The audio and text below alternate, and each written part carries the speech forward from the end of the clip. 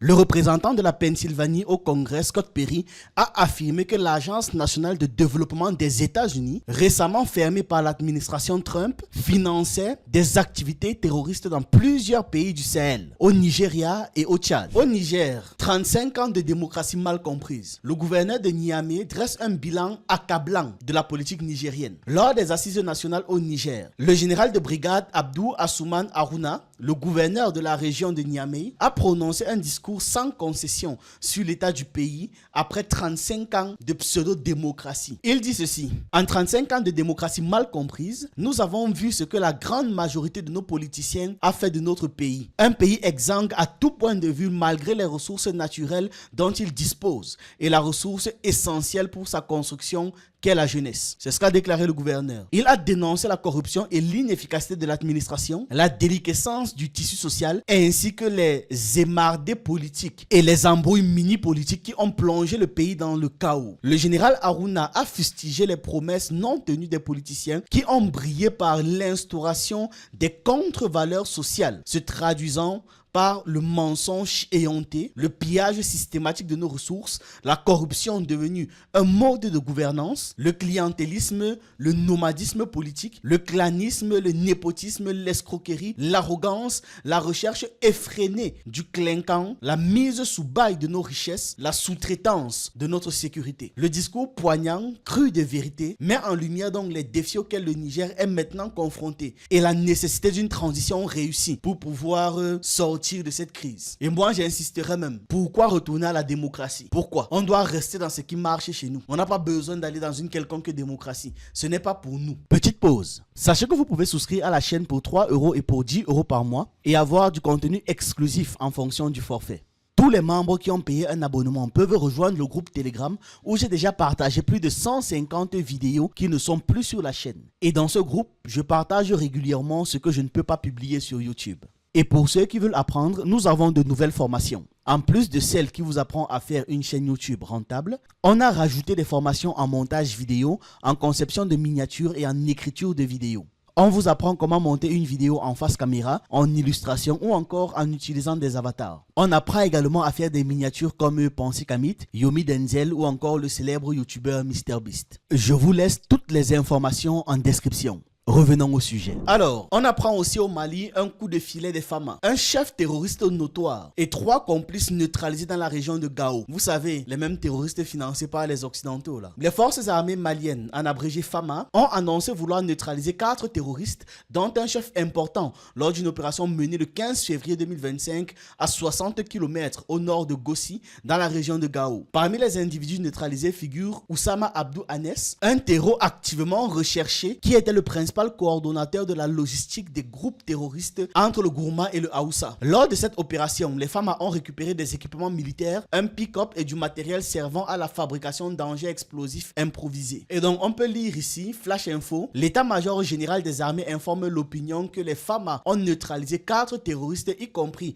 Oussama Abdou Anes, à 60 km au nord de la localité de Gossi dans la région de Gao le 15 février 2025. Donc, c'était samedi. En gros, voilà l'information que je viens de vous lire là qui a été marqué. Aussi simple que ça. Malheureusement, sur un ton beaucoup moins victorieux, on apprend qu'il y a eu au Mali l'effondrement d'une mine d'or qui a fait 48 morts, dont de nombreuses femmes parmi ces morts-là. Au moins 48 personnes ont perdu la vie le 15 février. Donc pendant que d'un côté on arrêtait les terroristes, de l'autre côté il y avait un drame qui se déroulait. Au moins 48 personnes ont perdu la vie le 15 février dans l'effondrement d'une mine d'or exploitée illégalement à Bilalikoto. Parmi les victimes figurent de nombreuses femmes ainsi qu'un nourrisson. Le site exploité par une entreprise chinoise, avant d'être abandonné, attirait de nombreux orpailleurs artisanaux. Genre les personnes qui se débrouillent là, récoltent de l'or pour aller vendre. Le Mali, l'un des principaux producteurs d'or en Afrique, a été une nouvelle fois endeuillé par un drame minier. Le 15 février, l'effondrement d'une mine d'or dans l'ouest du pays a causé la mort de dizaines de personnes. Le bilan est de 48 morts à la suite de l'éboulement, c'est ce qu'a indiqué une source policière locale.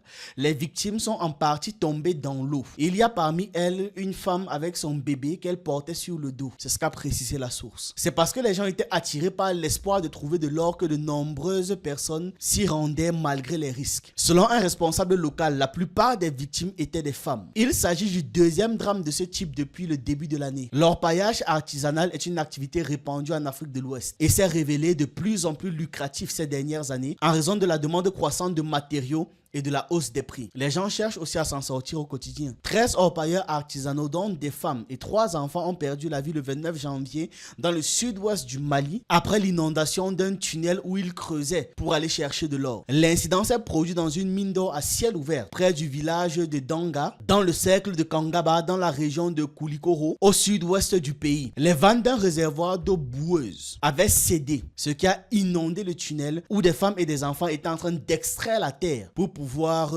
chercher des particules d'or. Les effondrements de mines artisanales sont fréquents au Mali ainsi qu'à travers l'Afrique de l'Ouest où des milliers de personnes, souvent sans protection ou sans les protections adéquates, extraient de l'or dans des conditions très précaires. Voici les photos de l'événement. L'affaire avait déjà beaucoup fait parler puisque suite à l'effondrement du site aurifère de Dabia, Assimi Goïta a exigé des mesures fermes. On dit ceci: suite au tragique effondrement d'un site aurifère à Dabia qui a causé la mort de plusieurs personnes, le Premier ministre Abdoulaye Maïga a annoncé que le gouvernement ne restera pas inactif face à cette catastrophe. Assimi Goïta a instruit le gouvernement de ne pas traiter cet énième incident de trop comme un fait divers. Par conséquent, le gouvernement agira sans état d'âme dans l'exécution de cette instruction. C'est dans ce qu'a déclaré le Premier ministre Abdoulaye Maïga. Cette déclaration souligne la détermination du gouvernement à prendre des mesures rigoureuses pour pouvoir prévenir de tels incidents à l'avenir. Les détails de ces mesures n'ont pas encore été divulgués, mais il est clair que le gouvernement entend agir avec fermeté pour pouvoir mettre fin à cette tragédie répétée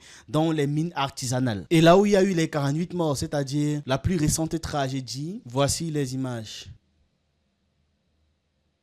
Oh, c'est dommage.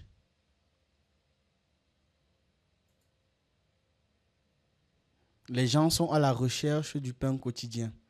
Vous n'imaginez même pas à quel point. Il est vraiment urgent que les dirigeants mettent de l'ordre dans cette situation. Ça devient très compliqué parce qu'ils ne pourront pas empêcher les gens d'aller essayer de se chercher. C'est pas possible de les empêcher. Qu'ils trouvent juste un moyen de faire participer la population. Comme ça, c'est tout. Scott Perry accuse les États-Unis de financer le terrorisme en Afrique. Le représentant de la Pennsylvanie au Congrès, Scott Perry, a affirmé que l'Agence nationale de développement des États-Unis, récemment fermée par l'administration Trump, finançait des activités terroristes dans plusieurs pays du Sahel, au Nigeria et au Tchad. Il finançait des cellules de Boko Haram et j'en passe. Selon lui donc, l'agence aurait détourné des fonds sous couvert d'aide humanitaire pour pouvoir soutenir des groupes extrémistes dans la région. Avec ces aveux, il y a plein de choses qu'on nous confirme encore, c'est-à-dire de se méfier des ONG, c'est-à-dire que ceux aussi qui prétendent combattre le terrorisme sont ceux qui financent le plus cela. Nathalie Yam a même partagé une réflexion là-dessus. Elle disait que depuis des années, on passe le temps à répéter que les Occidentaux financent le terrorisme. Et qu'à chaque fois,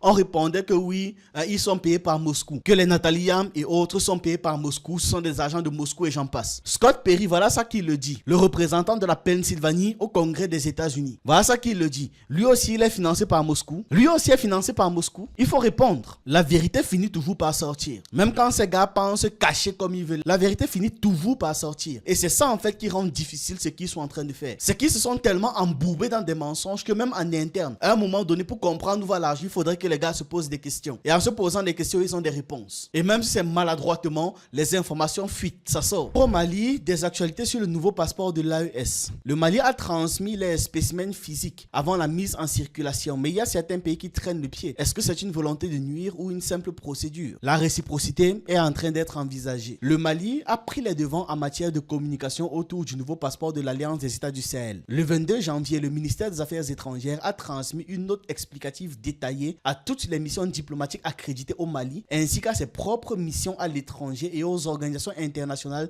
dont l'Organisation de l'Aviation Civile Internationale. Suite à cette communication, il y a plusieurs ambassades qui ont même reçu des spécimens physiques du nouveau passeport pour examen. Cependant, malgré cette anticipation, circulation et la transmission des informations nécessaires, des citoyens maliens se sont vus refuser des visas par certains pays, notamment la France, au motif que la procédure de validation du passeport de l'AES était toujours en cours. Un paradoxe quand on sait, selon les informations disponibles, seules les couvertures des passeports ont été modifiées, les normes de sécurité restant inchangées. Alors, comment expliquer ce retard? S'agirait-il d'une forme de rétorsion à l'encontre des pays de l'AES? Les autorités maliennes se veulent rassurantes et affirment que la situation devrait rapidement rentrer dans l'ordre. En attendant, une mesure de réciprocité sera à l'étude, selon les sources. Est-ce que ce sera une manière de répondre du tac au tac face à ces blocages administratifs? Probablement. On conclut la vidéo avec cette information. Toujours au Mali, le ministre de la Réconciliation nationale contredit les discours haineux internationaux sur la persécution des communautés. Le samedi 15 février 2025, le ministre de la Réconciliation, de la Paix et de la Cohésion nationale, le général de corps d'armée Ismaël Ouagué, a officiellement lancé les activités de l'association Tamouzok, également connue sous le nom d'Alliance pour la paix et la concorde. Durant cet événement, le ministre a catégoriquement rejeté les discours internationaux qui évoquent une persécution de certaines communautés au Mali. Il a déclaré, je cite, « Le narratif international qui donne l'impression qu'une partie des communautés des populations est persécutée au Mali est faux. » Le général Ouagué a rappelé que toutes les ethnies et communautés du Mali, que ce soit Tamashek, Arabe, Bambara, Dogon, Soninké ou Sorakole, entre parenthèses, etc., sont chez elles sur cette terre et doivent être traitées avec équité.